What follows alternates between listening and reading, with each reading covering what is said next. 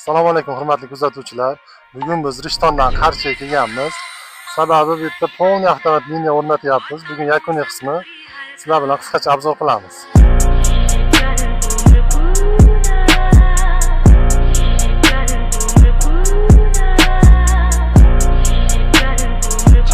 Ushbu seximizga biz 0,43 kubali qoliplardan 48 ta berganmiz. Sutkasiga 40 kuba chiqarishlari mumkin. Qoliplarimiz sifati juda ideal, xudo xolasa razmerlari zo'r chiqadi, uzoq umr xizmat qiladi. Bortlariga ham bunaqangi zasholkalardan qo'yganmiz, arzon zasholkadan qo'yilmagan, sifatli zasholkalar. 的是六合彩，男的是等合牌，来财来。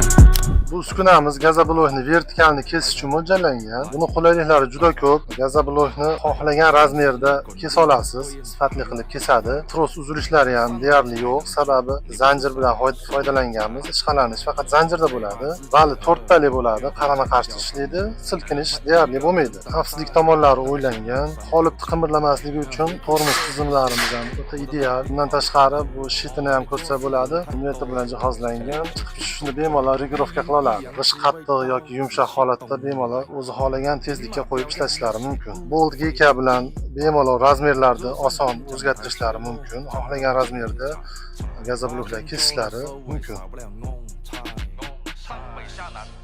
O'qim uchun bunkerimiz, yana borti bor. Bortlar qo'yilsa 3-4 kuba o'qim olinadi. Bitta knopkani bosishingiz bilan lenta bilan parallel ishga tushadi. Uning ichida shinegi bor, qumni kerakli miqdorda pastga itarib turadi. Vibrator elagini ishga tushirib elab turadi qumni. Elangan qum lentaga tushib dozator qismiga ketadi.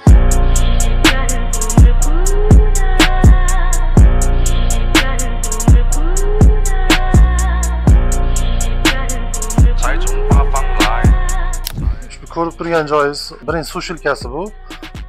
Loy quyilgandan keyin shu yerda ishib chiqadi, kerakli ishib chiqadi xullas. Aqlli katyol qo'yganmiz. Suvni 70-60 gradus kerakli gradus qo'yganingizdan keyin shu 2 tonnali suv idishimizga tashlab beradi. Shundan bemalol dozatorga tortib ishlatiladi. Ko'mirni maydasini bochkasiga tashlab qo'yiladi. O'zi shinegi bor, avtomatik tarzda o'zi itarib yoqib turadi.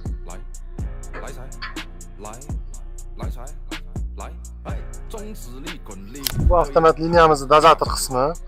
Hamma yo'q avtomat tarzda bo'ladi. Bitta knopkani bosishingiz bilan suvni, sementni, qumni kerakli miqdorda o'zi tortib oladi. Tarozilari bor. Shitlarni ko'rishingiz mumkin. Tortilgan mahsulotlarni ham mishalkaga tushirish jarayonidan knopka bilan boshqariladi. Hamma yo'q avtomat. Zatvor ham avtomatik zatvor qo'yganmiz. Knopka bilan tayyor loy qoliplarga qo'yiladi. Bu yerda o'zlarini sement siloslar borligi uchun silos berilmadi. Shinegimizni shunga o'rnatib moslab berdik. Shinegimiz gradus regulovka qiladiganlari bor, zavodskoy. Bundan tashqari biz siloslarni ham yasaymiz, 50 tonnadan 500 tonnagacha kerak bo'lsa yasab berishimiz mumkin.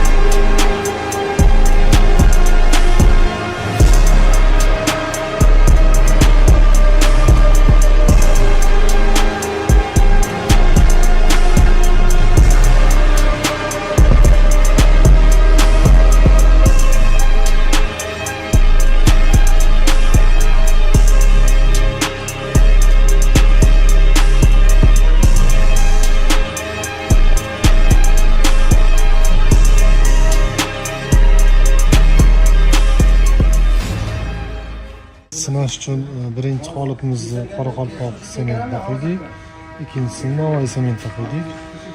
Ishib chiqishini ko'ramiz. Bilasini sifatlasini tanlab beramiz.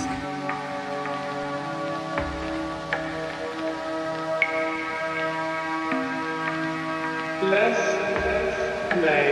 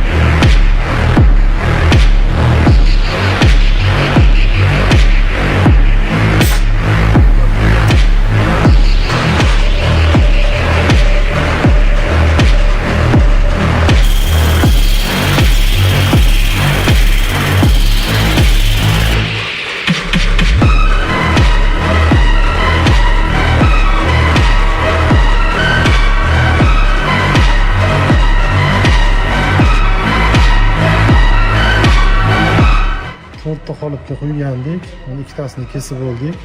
Xudo xolasa ikkalasi ham zo'r, yaxshi ishib chiqdi, sifatlari yaxshi. Birinchisi qoraqalpoq sementda qo'ygandik, ikkinchisi Navoiy sement. Navoiy sement ancha sifati yaxshi ekan. Tez qatdi, ko'tarilishi ham me'yorda bo'ldi. Kesilishlari ham o'ta ideal. Chetga chiqdi, xudo xolasa. Nasıl o'ralgan? Qavatli troslarda. O'shandan olib kelib, undan ham shunaqa sharlon qilib qo'yiladi. Kesib ko'riladi. Balki u zo'r kesadi. Undan ham zo'r kesishi mumkin. Kesganda sal nimalari bo'lsa chiroyli chiqadi. Figura berishi. Gul. Bunday g'idir-bidir bo'ladi-da, kesganda o'shanda. Undan ham zo'r chiqadi sifat.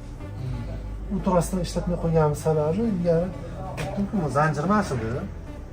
Zanjirmas edi. Matgacha tros kelardi-da, u narigi tros sinishga moyilligi bor.